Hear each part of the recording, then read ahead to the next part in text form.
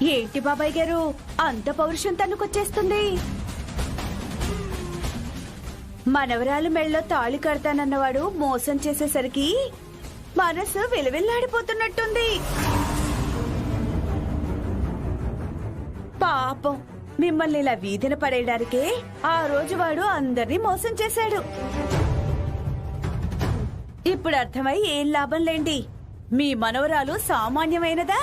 నా కొడుకిచ్చి పెళ్లి చేస్తారనగానే నా కొడుకుతో తిరిగింది.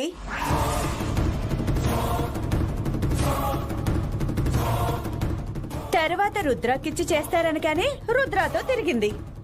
ఆఖరికి ఎవరికీ కాకుండా ఇలా రోడ్డు మీద పడిపోయింది. ఆ పోకిరి వెధవలన్నట్లు ఏదో ఒక రోజు ఏ తలకమాసినాడుకో ఇవ్వాల్సిందే.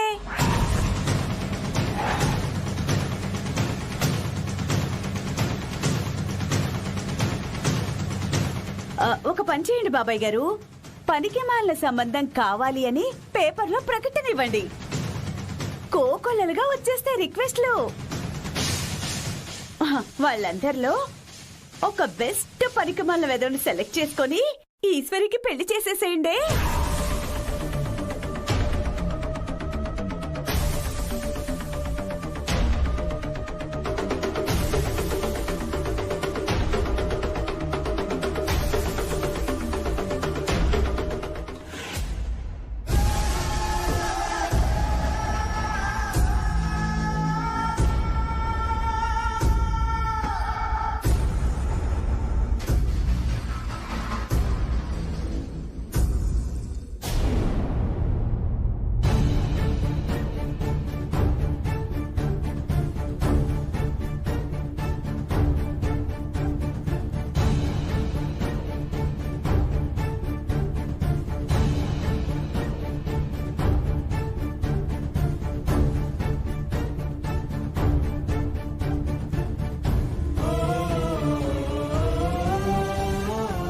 ఈ పద్మనాభ శర్మ గారు ఏది చేసినా పద్ధతిగా చేయాలి, 10 మంది మెచ్చుకునేలా చేయాలంటాడు కదరా.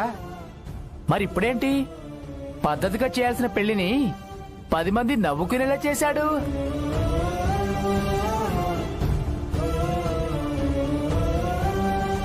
ఆ పోకిరి వెధవలన్నట్లు ఏదో ఒక రోజు ఏ తలకమాసినాడుకో ఇవ్వాల్సిందే.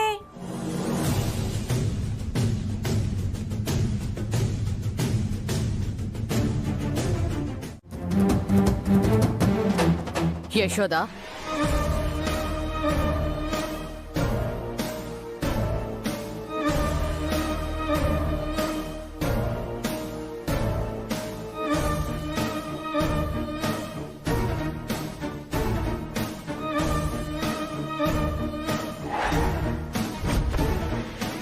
ఛాయా, నువ్వేంటిక్కడ? అంగరంగ వైభవంగా నీ కొడుకు పెళ్లి జరుగుతూ ఉంటే అక్షింతలు వెయ్యకుండా ఉంటానా యశోదా? చూడు ఛాయా, నువ్వు దేనికోసం వచ్చావో నాకు తెలుసు. నీకు కావాల్సింది డబ్బేగా, నేనిస్తాను. ప్రస్తుతానికైతే వెళ్ళు.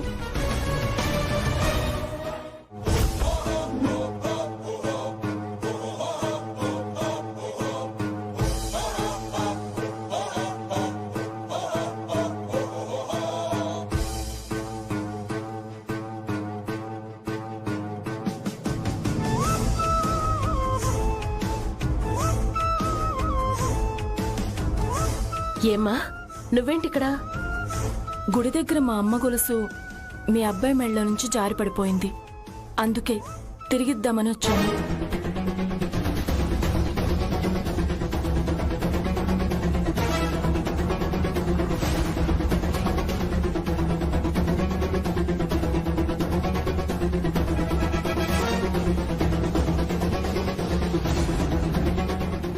ఏంటి ఇది? మీ అమ్మ గొలుసా? అంటే ఆ ఫోటోలో ఉన్నది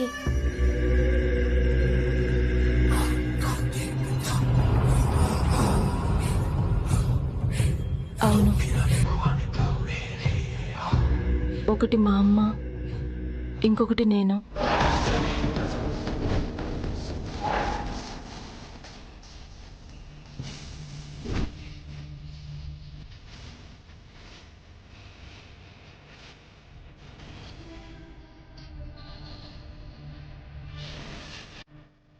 ఏంటి బామ్మా, నువ్వు కూడా పెళ్ళికి వచ్చావా? నీకు ఈవిడ తెలుసా? ఎందుకు తెలీదు? నా తల్లిదండ్రుల చావుకి ప్రత్యక్ష సాక్షి ఈవిడేగా.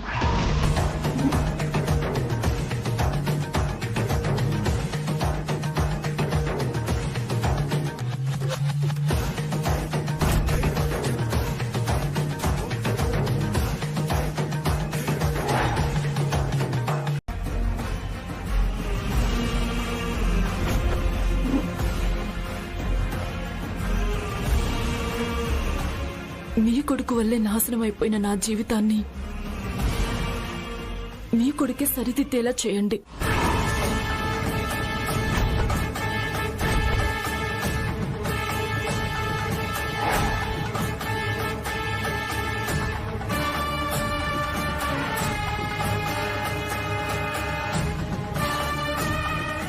ఏంటండి, ఏం మాట్లాడడం లేదు?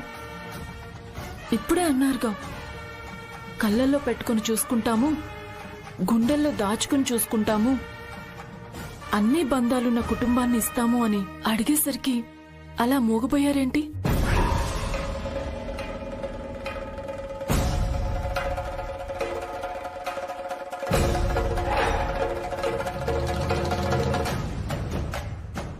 యశోదా, ఎన్ని రోజులు నిజాన్ని డబ్బు ద్వారా దాచావు, ఇంకా ఎన్నాళ్లు దాచగలవో తెలియదు.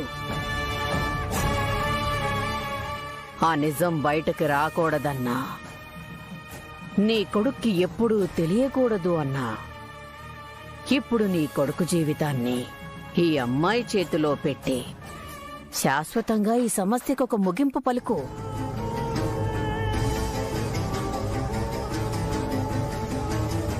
వీళ్ళిద్దరినీ ఏకం చెయ్యడమే ఈ సమస్యకి సంపూర్ణ పరిష్కారమని గుర్తించు యశోదా. రుద్ర, ఇది నా పరిస్థితి. నీ చేతుల మీదుగా జరిగిన నేరాన్ని నీకు తెలిసేలా చేసి నిన్ను జీవితాంతం బాధపడేలా చెయ్యలే. అలాని నీ మూలంగా నాశనమైపోయిన మాయ జీవితాన్ని మళ్ళీ వీధిలోకి విసిరేయలేను. ఇన్ని రకాల భావోద్వేగాల మధ్య నలిగిపోతూ నీకు నిజం చెప్పలేకపోతున్నాను. అలాగే ఈశ్వరికి న్యాయం చేయలేకపోతున్నాను. నన్ను క్షమించు రుద్ర, క్షమించు.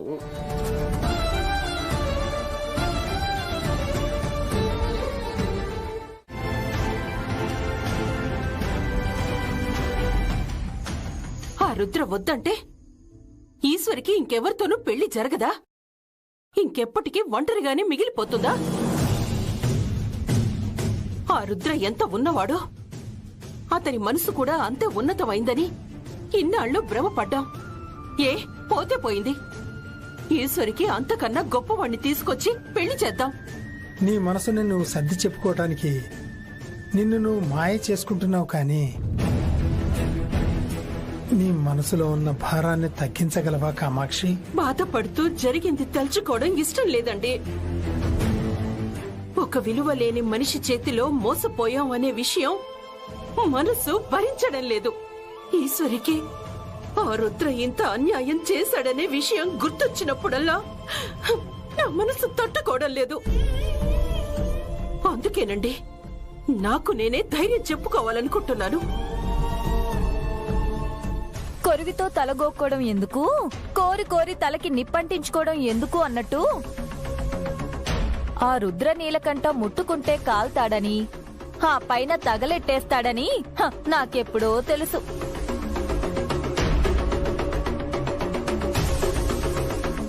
తెలిసి తెలిసి ఎన్నిసార్లు హెచ్చరించినా ఏం లాభం? నా మాట ఎవరు వింటారు? పైగా ఆడిపోసుకుంటానని అపవాదొకటి. సుందరి, ఈశ్వరి ప్రేమ కోసం ఇంటి ముందు ఎండనక వాననక నిలబడిన వాడిని ఎవరు నమ్మకుండా ఉంటారు? ఈశ్వరి ప్రేమ కోసం నాన్న చేత్తో చెంపదెబ్బ కూడా తిన్నవాడిని ఎలా నమ్మకుండా ఉంటాం? నమ్మకాన్ని సాధించి నట్టేట ముంచాడు.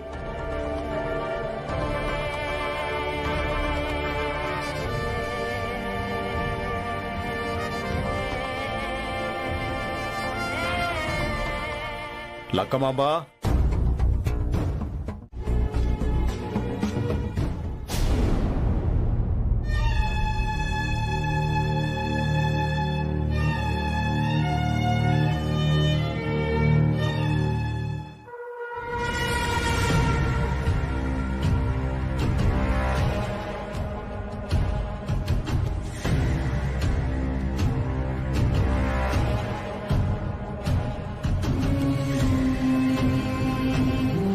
తాతయ్య ఆ? ఏంటది? ఆ? ఇది ఎక్కువ మోతాదులో తీసుకుంటే ప్రాణం పోతుంది సార్, జాగ్రత్తగా వాడండి.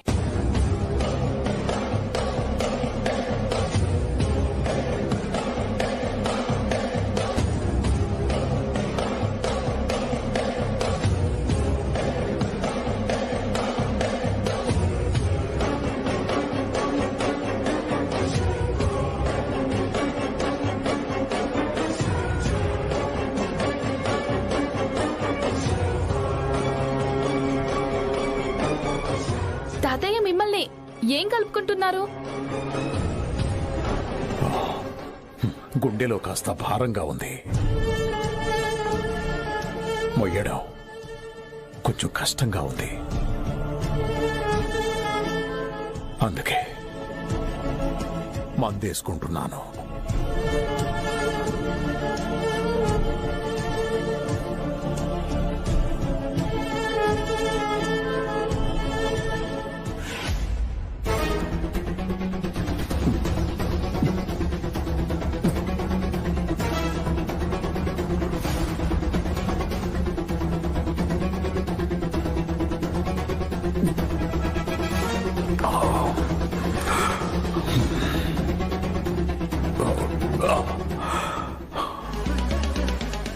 ఈ కుటుంబం పెద్దగా, ఈ ఇంటి బరువు బాధ్యతల్ని నేనెంతవరకు మోసానో నాకు తెలీదు.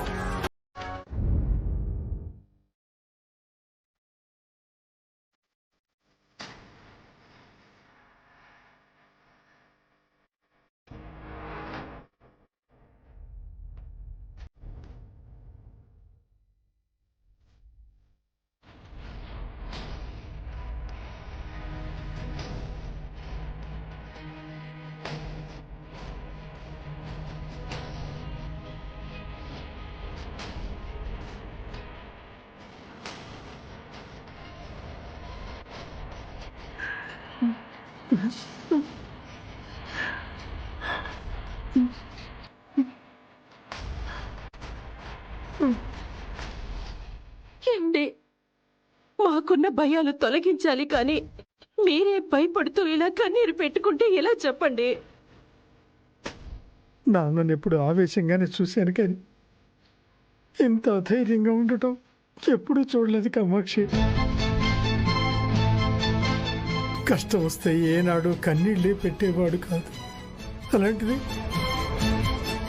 ఈరోజు కాటికి పోవటానికి సిద్ధమైపోయాడు. మనందరికీ ధైర్యం చెప్పే మనిషి మనకి దూరం అయిపోవాలని నిర్ణయించుకున్నాడు.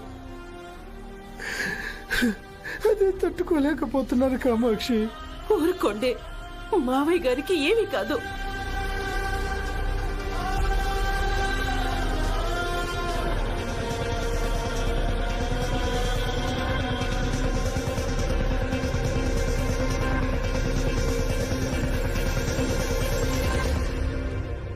పెద్దమ్మా, పెద్దనాన్న, ఇప్పుడు తాతయ్యకి ఎలా ఉంది? ప్రమాదం నుంచి బయటపడ్డారా? డాక్టర్స్ ఏమైనా చెప్పారా? లేదేశ్వరి, లోపల ఇంకా ట్రీట్మెంట్ జరుగుతోంది. ఎవరూ బయటికి రావట్లేదు, ఏమీ చెప్పడం లేదు. ఆగో!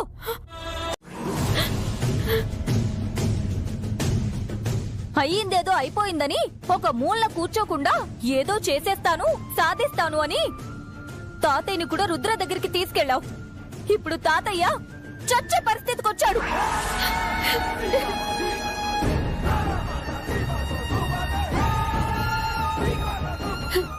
సరే పిన్ని, తాతయ్యకి నా వల్లే పరిస్థితి వచ్చిందని ఒప్పుకుంటాను. కానీ కానీ ఒక్కసారి నన్ను చూడనివ్వు పిన్ని. ఎన్నిసార్లు చెప్పాలి నీకు?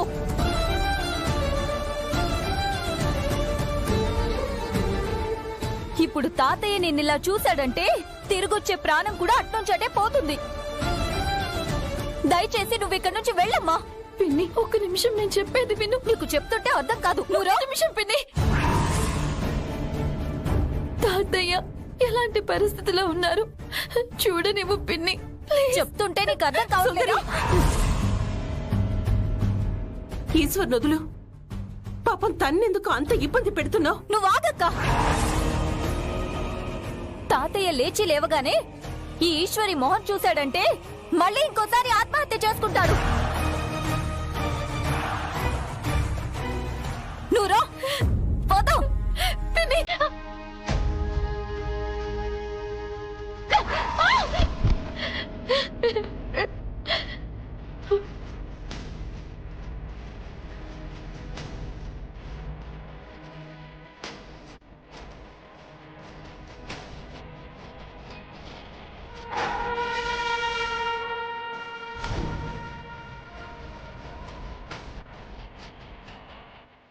ఈశ్వరి,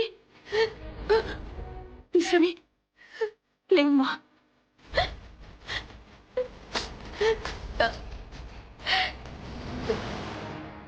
ఏడవకమ్మా.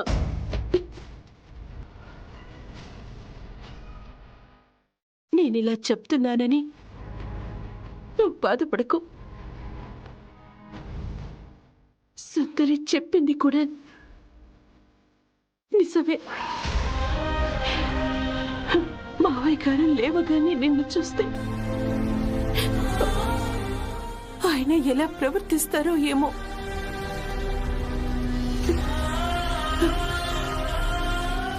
కాసేపు నువ్వు దూరంగా ఉంటేనే మంచిదేమో. పోలికలని పొరలలోన అడుగులు ఉన్నా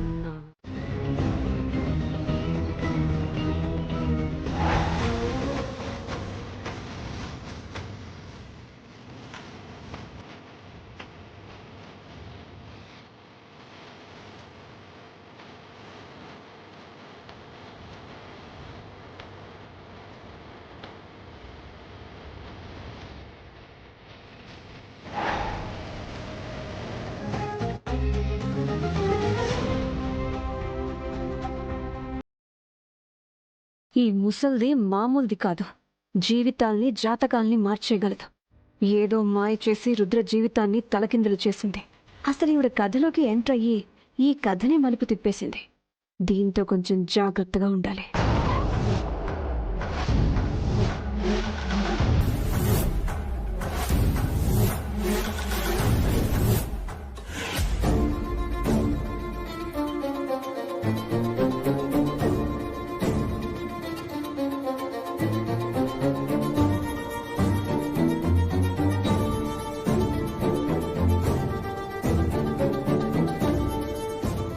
మాయా, ఇక నుంచి ఇది నీ ఇల్లు.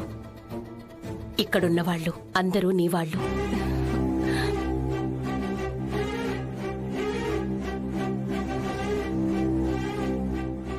మిమ్మల్ని నేను చాలా ఇబ్బంది పెట్టేస్తున్నట్టున్నాను.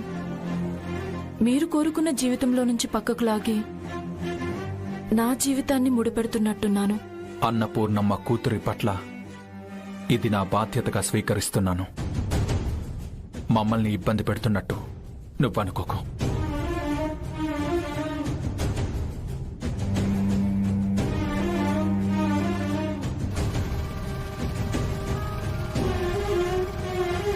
నిన్ను నగలతో అలంకరిస్తాను. రా.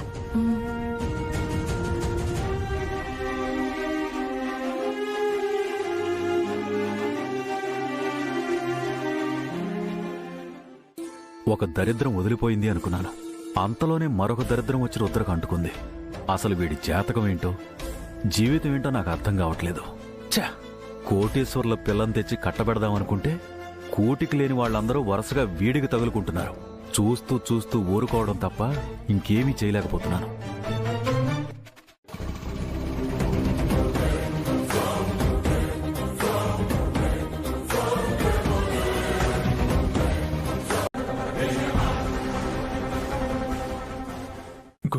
ఉన్న ప్రేమకి అడ్డుగోడగా గుండెలపైన నువ్వుంటావు.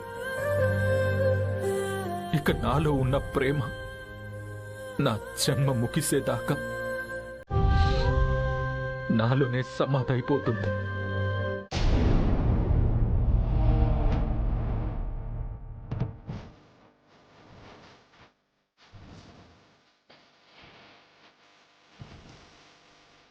నిన్ను నా కోడలిగా చేసుకొని అన్నపూర్ణమ్మ రుణం తీర్చుకుంటాను. ఇప్పుడు నా మనసు కాస్త తేలిగ్గా ఉంది ఛాయ.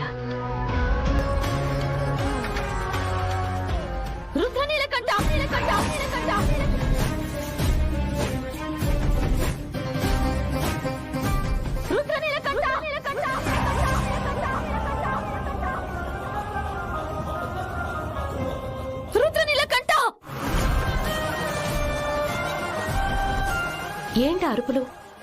చూడు ఛాయ.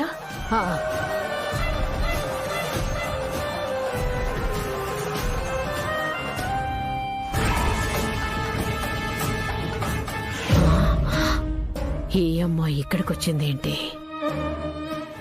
ఏయ్, నీకేమైనా పిచ్చెక్కిందా? ఇష్టం వచ్చినట్టు అరుస్తున్నావేంటి? ముందు బయటికి నడు.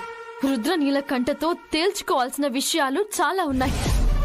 అవి తేలితే గాని ఇక్కడి నుంచి ఒక్క అడుగు కూడా బయటికి వేసేది లేదు. ఏంటి నాలుక ఎటుబడితే అటు తిరుగుతుంది, నోరు ఎటుపడితే అటు కదులుతోంది? ఏంటి సంగతి? ఖరీదైన జీవితం చేతికి అందినట్టే అంది, చేజారిపోయేసరికి ఉక్రోషం తన్నుకొస్తున్నట్టుంది రత్నాంగి. అంతే కదా అన్నయ్య, పాలరాతి నేల మీద నడుద్దాం, పట్టుపరుపుల మీద పడుకుందామని పాపం ఎన్నో కళ్ళు కనుంటుంది. ఇప్పుడు ఆ కలలన్నీ కళ్ళలైపోయేసరికి సహించలేక నోరిలా అడ్డదిడ్డంగా తిరుగుతోంది. చూడీశ్వరి, నువ్విక్కడ ఎంత అరిచినా, ఎంత ఆవేశపడినా నీ అరుపులకి ఆవేశానికి ఎలాంటి ప్రయోజనం ఉండదు. వెళ్ళిక్కడి నుంచి. చెప్పాను కదా, నేను తేల్చుకోవాల్సిన విషయాలు తేలే వరకు ఇక్కడి నుంచి వెళ్లేదే లేదని. తనకి ఇలా చెప్తే అర్థం కాదు పతి. మెడ పట్టుకొని బయటకి గెంటేయడమే సరైన దారి.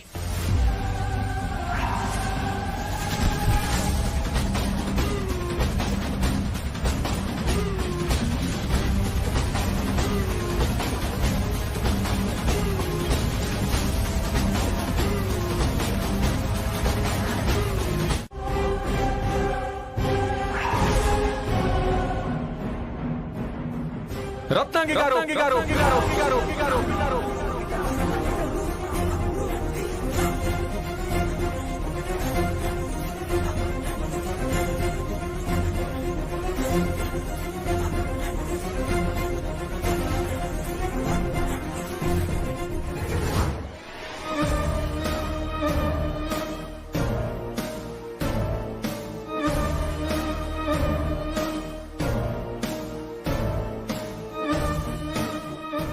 ఏం చేస్తున్నావు రత్నాంగి?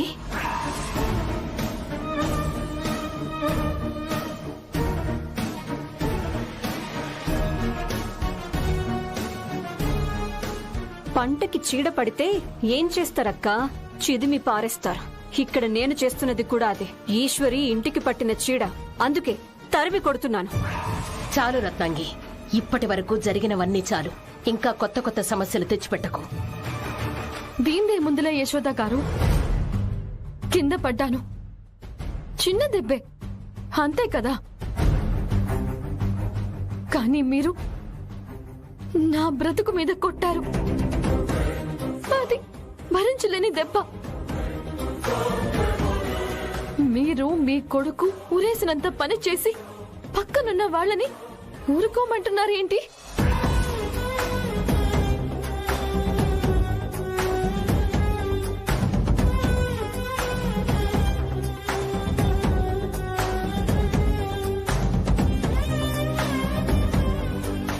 ఈశ్వరి, నువ్వు అడిగే ఏ ప్రశ్నలకి ఇప్పుడు నేను సమాధానం చెప్పలేను.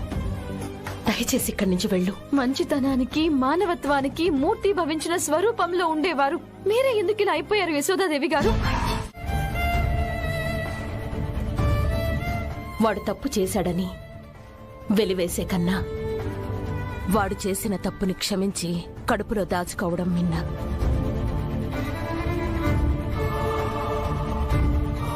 ఒక తల్లిగా నేనంతకన్నా గొప్ప పని చేయలేను. నన్ను క్షమించు.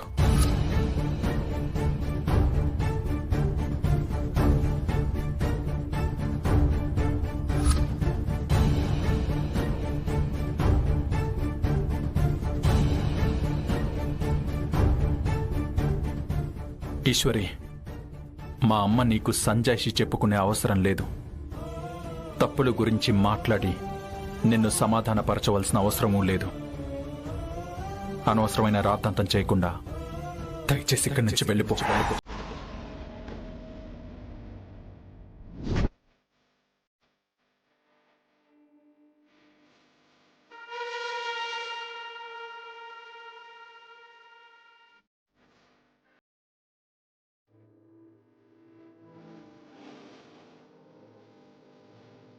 వెళ్తాను రుద్రగారు, వెళ్తాను.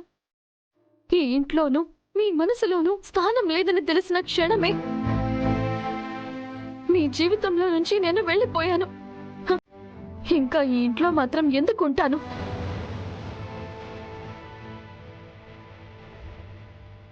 కానీ మీ వల్ల జరిగిన పాపాల చిట్టా మీకు తెలియాలి కదా, అది చెప్పేసి వెళ్దామని వచ్చాను.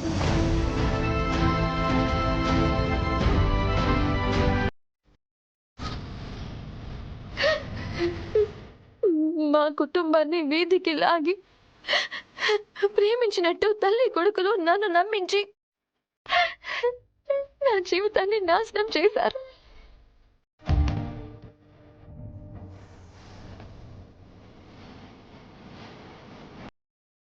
అమ్మా, పెళ్లి కూతురు తరపున ఎవరూ లేనందున, రెండు కుటుంబాల తరపున మీరే ఉన్నందున లగ్నపత్రిక మాత్రమే రాయడం జరిగింది. ఇంతకీ పెళ్ళిప్పుడు పంతులు గారు? పేరు బలాలను బట్టి వచ్చే మాఘమాస దశమి నాడు ముహూర్తం మంచిగా ఉంది.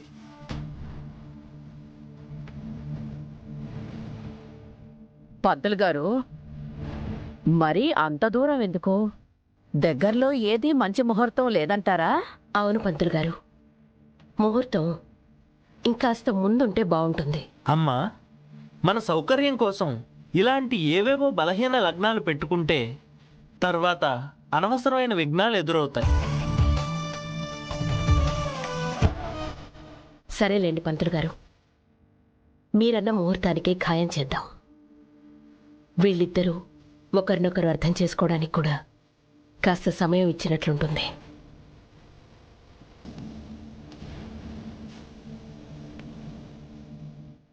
ఈలోపు మా గుట్టు రట్టు కాకుండా ఉండడానికి నానా అగచాట్లు పడాలి.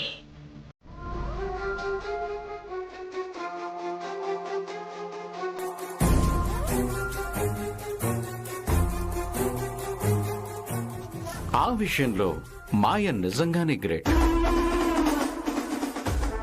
నేను వేసిన కిడ్నాప్ ప్లాన్ పై ఆధారపడకుండా వదిన దగ్గర మదర్ సెంటిమెంట్ బాగా వర్కౌట్ చేసింది.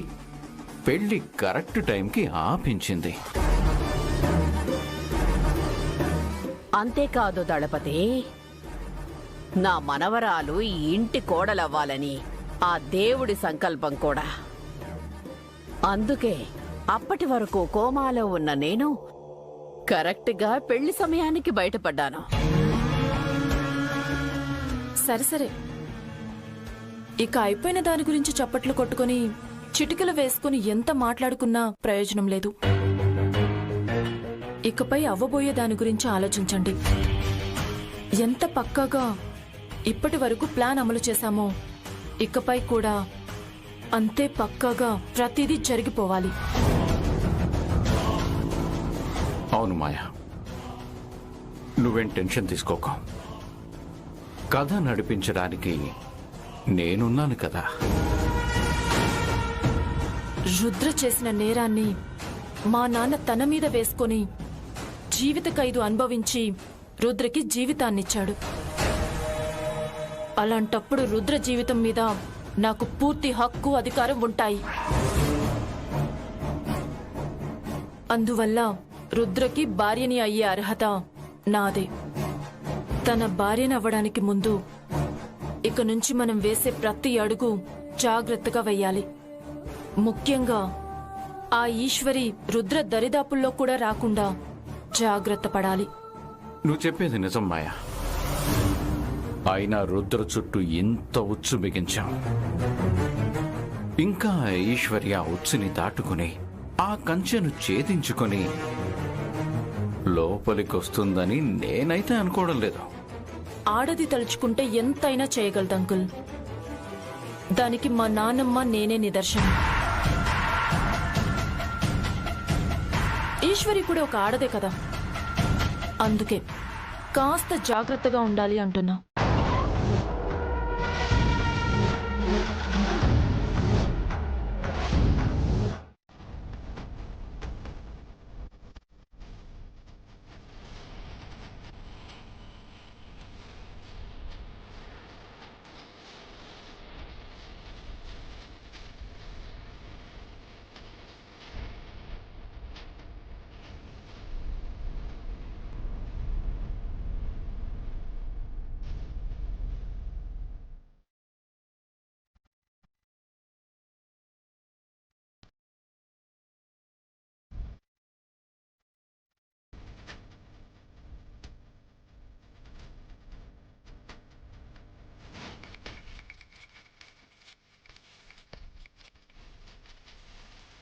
ఈశ్వరి, మనిద్దరికీ మధ్య కనీసం గాలికి కూడా చోటు ఉండకూడదనుకున్నాను. అలాంటిది ఇప్పుడు మనిద్దరి మధ్యకి మూడో వ్యక్తి రావడంతో ఆఘాతమే ఏర్పడింది. ఈ ఎడబాటు పూడ్చలేనిది, మార్చలేనిది. నన్ను క్షమించు ఈశ్వరి.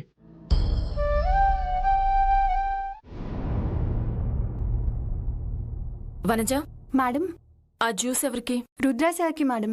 నేను తీసుకెళ్ళిస్తాను. వనజ, ఆ జ్యూస్ అక్కడ పెట్టేసి వెళ్ళు. Okay madam.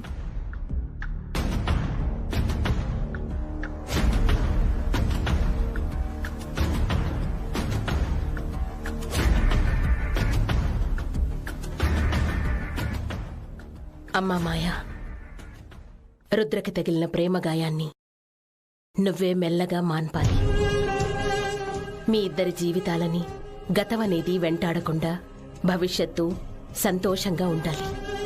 అప్పుడే అన్నపూర్ణమ్మ ఏ లోకంలో ఉన్నా తన ఆత్మకి శాంతి కలుగుతుంది. ఇదంతా చూస్తూ ఉంటే ఆ అన్నపూర్ణమ్మ ఆత్మకి శాంతి కలగడం కాదు, ఆ శాంతితో అల్లాడిపోతుంది. మాయా, రుద్ర బాధలో ఉన్నాడు కాబట్టి నువ్వే కాస్త సర్దుకోవాలి. వాడిని నీకు నచ్చిన విధంగా దారిలో పెట్టుకోవాలి. వాడి మనసులో నువ్వు స్థానం సంపాదించుకోవాలమ్మా. అలాగే ఆంటీ.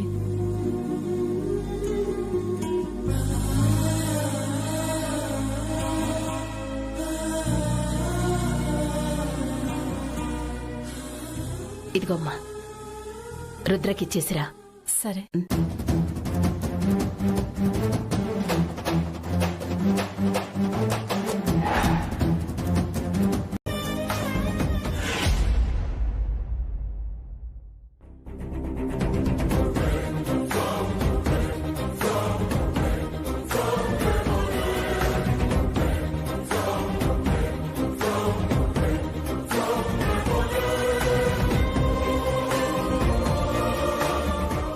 అవి మీ జ్ఞాపకాలా?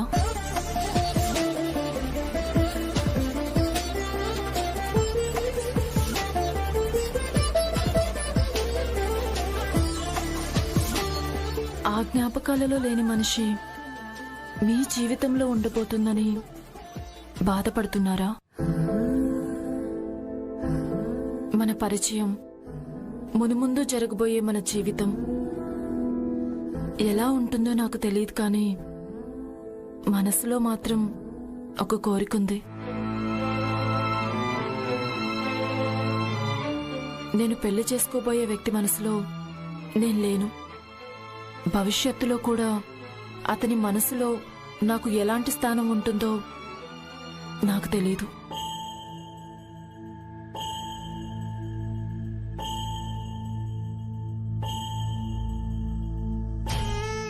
కానీ ఒక్కటి మాత్రం నిజం, ఎప్పటికైనా ది గ్రేట్ రుద్ర నీలకంఠ గారి మనసులో ఒక చిన్న చోటు సంపాదిస్తే చాలు.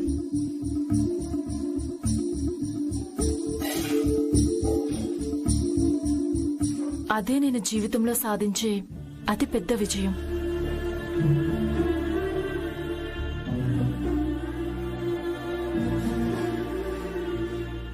అన్నపూర్ణమ్మ కూతురు ఈ రుద్ర మనసులో చోటు సంపాదించిన అవసరం లేదు. తనకెప్పుడు స్థానం ఉంటుంది.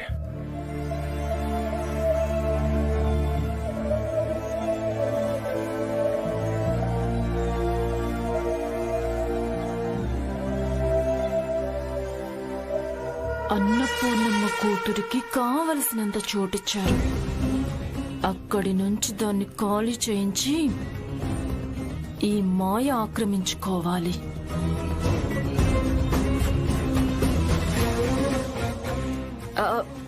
రుద్ర గారు, మీతో పాటు నన్ను కూడా హోటల్కి తీసుకెళ్తారా?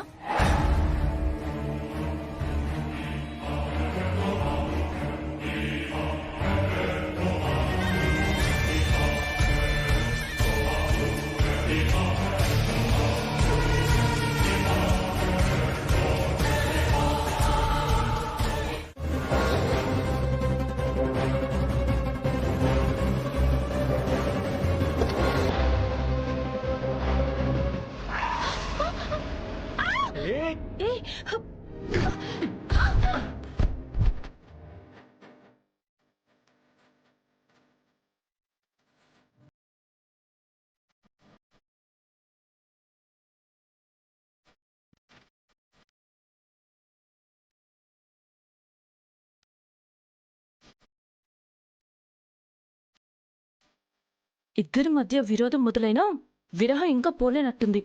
చుట్టూ ఉన్న లోకాన్ని మర్చిపోయి చూపులతోనే సంభాషణ చేసుకుంటున్నారు.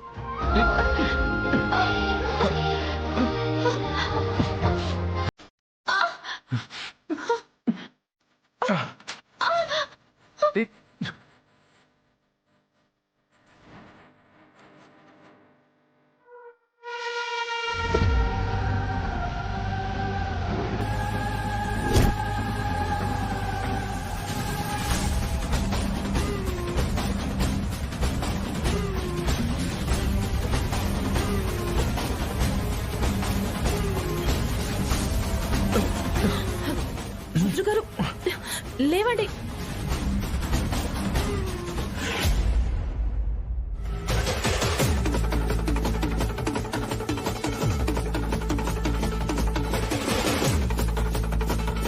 ఏయ్, కళ్ళు నెత్తి మీద పెట్టుకుని డ్రైవ్ చేస్తున్నావా?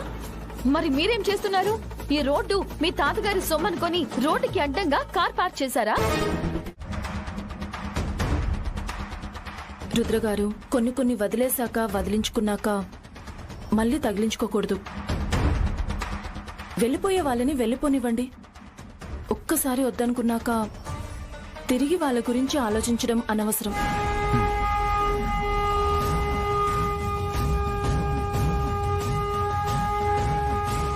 బై ద వే, హోటల్ చాలా బాగుంది రుద్రగారు. చాలా డిఫరెంట్ గా ఉంది. ఇలాంటి హోటల్ని అలాంటి డబ్బా హోటల్తో ఓడిస్తుందా ఈశ్వరి? ఇండియాలోని ది బెస్ట్ చెఫ్ అని పేరు తెచ్చుకున్న రుద్ర నీలకంఠతోనే పోటీ పడుతుందా ఆ ఈశ్వరి? నీకు ఈశ్వరి గురించి తెలియదు మాయా. తన ఆత్మవిశ్వాసమే తన బలం. తను చూడ్డానికి మామూలుగా కనిపిస్తుంది, కానీ చేతులతో మాయ చేస్తుంది. తన వంటలతో అందరినీ మైమరపించేస్తుంది. తన చేతి వంటకి ఎవరైనా తల వంచి సలాం కొట్టాల్సిందే. తన ఆత్మవిశ్వాసమే తన బలమని మీరంటున్నారు, కానీ తన బలమంతా తన అమ్మ రాసిన పుస్తకమే అని నేను విన్నాను. అయినా ఆ పుస్తకం ఇప్పుడు మన దగ్గర ఉంది కదా, ఇంకా తను ఎలా గెలుస్తుంది చెప్పండి? ఆల్రెడీ కార్ రేస్లో గెలుపు సాధించిన వాడికి కొత్తగా కార్ డ్రైవింగ్ నేర్పించాల్సిన అవసరం లేదు మాయా. ఇది కూడా అలాంటిదే. తన దగ్గర వాళ్ళ అమ్మ పుస్తకం లేకపోవచ్చు, కానీ తన చేతిలో ఉన్న మహిమ ఎప్పటికీ పోదు. అదంతా నాకు తెలియదు రుద్రగారు. మీ ముందు ఆ ఈశ్వరి గెలవడానికి వీల్లేదు. అసలు మీతో తలపడాలన్న ఆలోచనే ఆ ఈశ్వరికి రాకూడదు.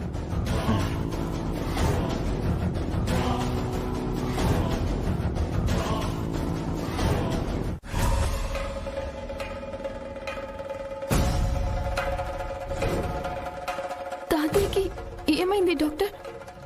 ఉదయం కూడా ఇంట్లో బాగానే ఉన్నారు. ఆయన హాస్పిటల్లో జాయిన్ చేసినప్పుడు ఫార్మాలిటీగా కొన్ని టెస్ట్ చేశాం. అప్పుడు ఒక విషయం బయటపడింది.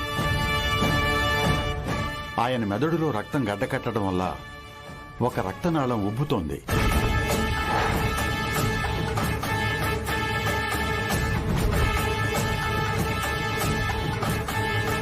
దానివల్ల ఆయనకి తలలో భరించలేనంత తలనొప్పి మొదలవుతుంది.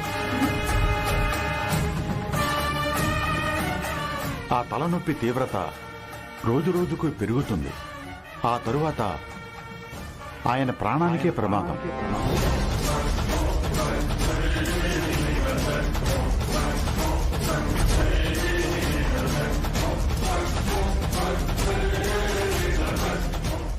ఇప్పుడు ఏ స్టేజ్ లో ఉంది డాక్టర్? ఇమిడియట్ గా వైద్యం చేయకపోతే ఆయన ఎన్నో రోజులు బ్రతకరు.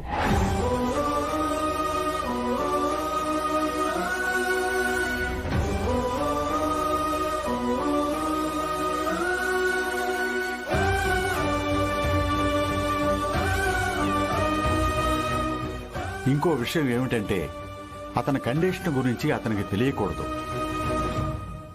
తెలిస్తే టెన్షన్తో బీపీ పెరిగి మెదడులో ఉబ్బుతున్న రక్తనాళం మీద ఒత్తిడి పడే అవకాశం ఉంటుంది. దానివల్ల ఆయన ప్రాణం మరింత అపాయంలో పడుతుంది. డాక్టర్, ఎస్, పద్మనాభ శర్మ గారు ఉన్నారు కదా, అదే సూసైడ్ పేషెంట్. అతనికి విపరీతమైన తలనొప్పిని అడ్మిట్ అయ్యారు.